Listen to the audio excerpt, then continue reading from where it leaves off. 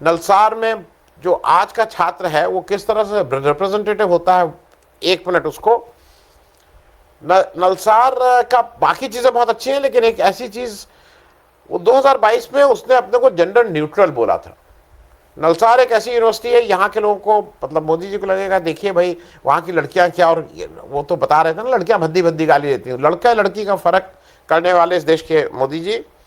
नलसार में hostel gender neutral है, hostel में लड़का लड़की कहीं, मतलब रूम ये नहीं कि boys hostel girls hostel, washroom neutral है। और एक ऐसा संस्थान जो मिस्टर और मिस डिग्री के आगे नहीं लगाता है, जेंडर न्यूट्रल है, सब एक ही हैं।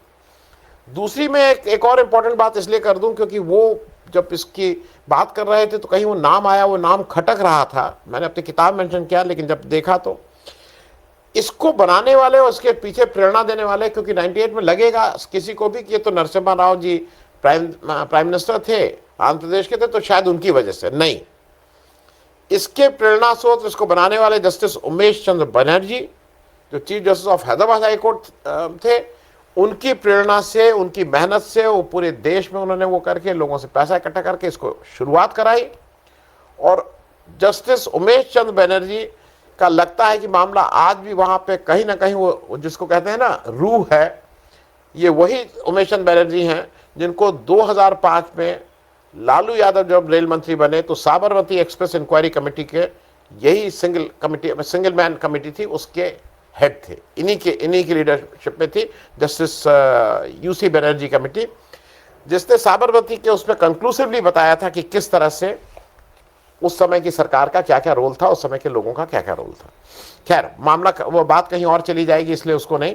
मैं विभूति राय साहब आपसे शुरुआत इसी से कर रहा हूँ कि किसी भी इंस्टीट्यूशन के लिए कन्वोकेशन उसका एक शोकेस होता है, जब दुनिया को बताता है कि हमारा कौन स्टूडेंट, पुराने स्टूडेंट, बड़ी चीज़ होती है। उस दिन के लिए अगर वहाँ के छात्र ये कह रहे हैं सामूहिक रूप से कि इसमें कृपया करके चीफ जस्टिस ऑफ इंडिया को न बुलाया जाए, जबकि न्याय व्यवस्था का सबसे बड़े पद पे हिंदुस्तान में बैठा हुआ व्यक्ति, उसको ना बुलाना, इसको आप किस तरह से देख रहे हैं? और क्या ये एक मैनिफेस्टेशन है ना केवल नलसार का बल्कि देश में सारे छात्रों का, जो जिनको ये लगता है कि जो हमारा जो प्रेजेंट नेतृत्व है, चाहे वो एग्जीक्यूटिव हो, चाहे वो पॉलिटिकल हो और चाहे वो लीगल हो, वो बच्चों के प्रति इंसेंसिटिव है। राय साहब, आपने बहुत सही कहा कि किसी भी संस्था के लिए, किसी विश्वविद्यालय के लिए, किसी शैक्षणिक संस्था के लिए कन्वोकेशन जिंदगी का एक बहुत बहुत अहम पड़ाव होता है हर छात्र के लिए। उसमें वो डिग्री लेता है, विश्वविद्यालय से निकल करके अब उसे दुनिया में प्रवेश करना है, नई चुनौतियों का सामना करना है, तो उसके नए सपने हैं, नई नई आशंकाएं हैं, नई संभावनाएं हैं। तो ये एक बड़ा महत्वपूर्ण दिन होता है। और उतना ही महत्वपूर्ण ये होता है कि जब ये कन्वोकेशन हो तो कोई बहुत विशिष्ट व्यक्ति इसमें आए। मैं भी 5 साल एक विश्वविद्यालय में रहा, मेरी भी कोशिश रही कि जब कन्वोकेशन हो तो कम से कम कोई ऐसा व्यक्ति आए जिससे छात्र प्रेरणा ले सके, जिससे विश्वविद्यालय गौरवान्वित महसूस कर सके, गर्व के साथ कह सके कि हमारे कन्वोकेशन में ये आए थे। तो और चीफ जस्टिस ऑफ इंडिया से बेहतर और क्या कौन हो सकता है किसी लॉ यूनिवर्सिटी में। लेकिन लॉ यूनिवर्सिटी के लड़कों का ये मना करना कि वो चीफ जस्टिस ऑफ इंडिया को स्वीकार नहीं करेंगे, ये अपने आप में एक बहुत महत्वपूर्ण बात है। देखिए, ये पहला मौका नहीं है जब चीफ जस्टिस साहब को मना किया गया। इसके पहले टिस में भी जाने से उन्हें रोका गया है, अगर आपने ध्यान से देखा हो। जबकि टिस पे तो इस समय पूरी तरह संघियों का कब्जा है, वहां वाइस चांसलर से लेकर के और सारी फैकल्टी और सब एक तरह से वो भगवा में रंगे हुए हैं।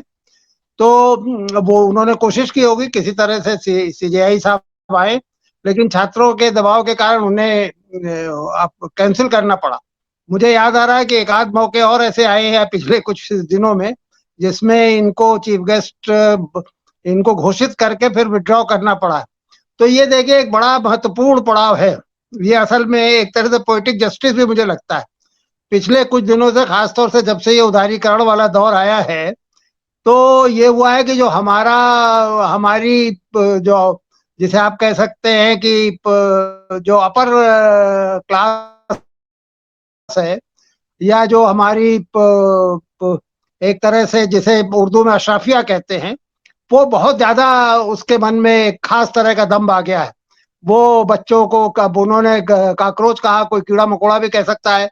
खासतौर से ऐसे बच्चे जो बेरोजगार हों, जो अपने लिए शिक्षा का अधिकार मांगे, जो अपने इलाज के लिए कहें कि भाई राज्य उसके उसका जिम्मेदार होना चाहिए, तो वो उनके उनके लिए वो काकरोच या कीड़े मकोड़ों से ज्यादा नहीं है।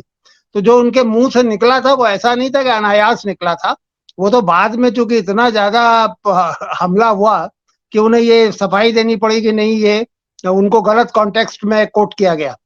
तो बहरहाल ये एक अच्छी बात हो रही है। और अगर छात्र या हमारी नौजवान पीढ़ी ऐसे लोगों को स्वीकार करने के लिए तैयार नहीं है, जिनके मन में उनके लिए अपमान भरा हुआ है, जो उनको बड़ा तुच्छ मानते हैं, जो कीड़ा मकोड़ा मानते हैं, तो ये एक सही संदेश देगा। और इस सरकार के लिए भी एक बड़ा संदेश होगा।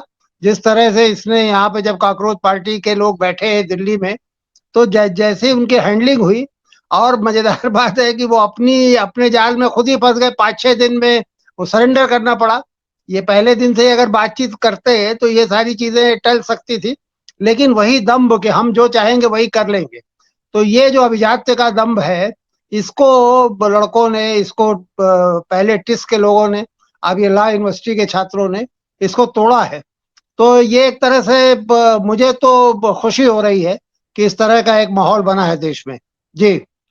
मैं एक एक चीज दिखा दूं राय साहब, मैं आपको भी दिखा दूं, आपको पता होगा, लेकिन ये टेलीग्राफ ने एक स्टोरी की थी और उसमें ये बताया गया था कि ये टेलीग्राफ की ये स्टोरी है।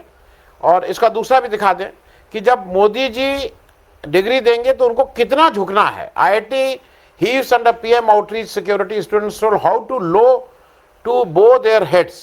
ये सब कितना सिर झुका के लेना है। ये स्टोरी के आते ही हड़कंप मचा और स्टोरी को वापस लेना पड़ा, लेकिन तब तक इसके वो सब आ गए थे, इसके कैप्चर कर लिए गए थे। ये मैं सिर्फ इसलिए बता रहा हूं कि मोदी जी जब दिल्ली के IIT में गए हैं तो ये पहले से तय करके गए किसको कितना झुकना, किसको कितना होना, किसको रेंगना, किसको, क्योंकि वो दिन भी दूर नहीं कि जब मोदी जी जाएंगे तो कुछ लोगों को रेंगना पड़ेगा। मैं एक चीज राय साहब जो आपसे समझना चाह रहा हूं, मैं, अच्छा मेरे कुछ दर्शक कह रहे हैं झारखंड पे नहीं बोल रहे, झारखंड पे नहीं बोल रहे। अरे भैया, झारखंड पे अभी 1 घंटा 2 घंटा पहले रामप्रकाश राय जी ने एक पूरा कार्यक्रम किया 1 घंटे का, उसको जाके देख लीजिए। झारखंड और भी हैं तो वो झारखंड पे किए हैं, मैं इस पे कर रहा हूं। दूसरा, आपको मतलब ये सारे लोग जो देख रहे हो जिनको ये शिकायत है कि आप झारखंड पे नहीं, अमित भटनागर, केन बेतवा का एक व्यक्ति जो पिछले 30 दिन से ज्यादा से 22 दिन वो आमरण अनशन पे रहा और पिछले 8-10 दिन से वो अन्न नहीं खा रहा है।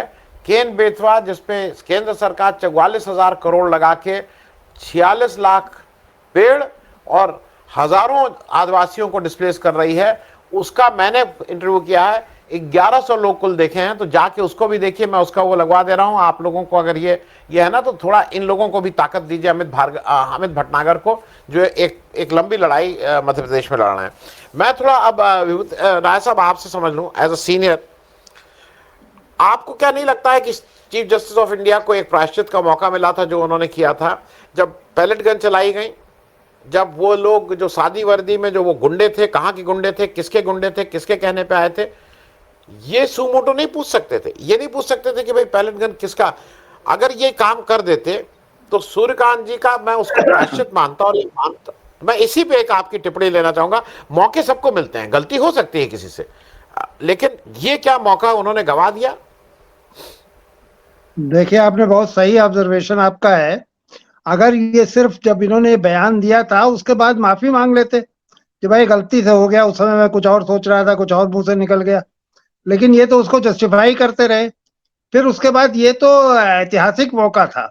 मतलब आप कोई बहुत दूर नहीं बैठे हैं, जहां सुप्रीम कोर्ट है उससे 2 किलोमीटर दूर पेलेट गन चल रही है। मतलब ये तो अविश्वसनीय है कि देश की राजधानी में पेलेट गन चले, और आप उस पर कोई हस्तक्षेप नहीं करना चाहते। आपका वो समय बर्बाद हो रहा है, आप उसको 3 हफ्ते बाद की या 9 महीने बाद की डेट दे देंगे।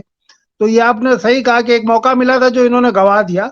मुझे नहीं लगता कि ये उस मौके का उपयोग भी करना चाहते थे, क्योंकि मन से जो बातें इन्होंने कही हैं वो मन से उसमें यकीन करते हैं। तो ये के राय साहब ने बहुत सही इनका जो विश्लेषण किया है।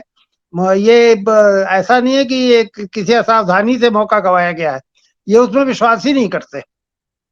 जी।